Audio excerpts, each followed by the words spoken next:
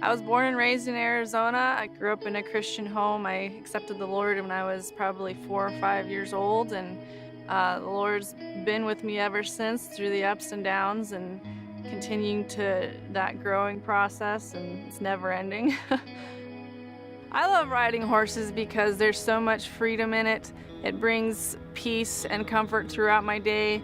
Connecting with my horse and riding just brings so much joy to my life.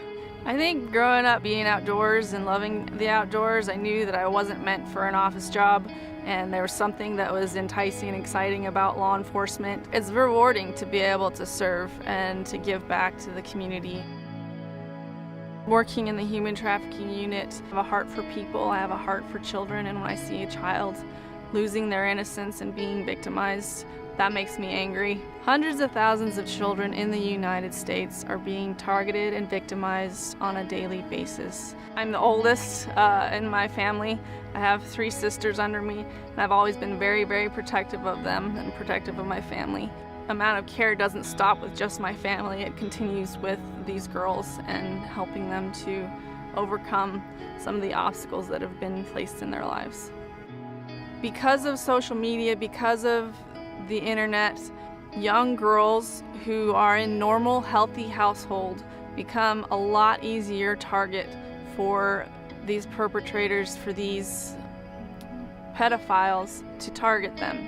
So it could happen to your daughter. It could happen in your home. So it's so crucial and important to protect your kids from it. But also we have an obligation to do something and to protect others and to help others.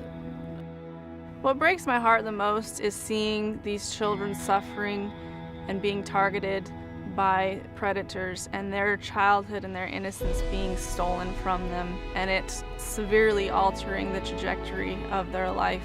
The substance abuse, PTSD, and the trauma, the psychological issues, seeing that firsthand in women and children is devastating.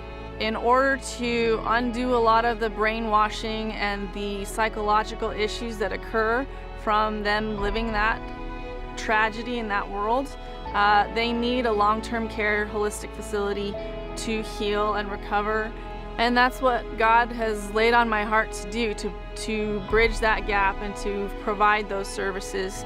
And I made the decision to step out in faith and build Beauty from Ashes. It scared me to death. I was terrified.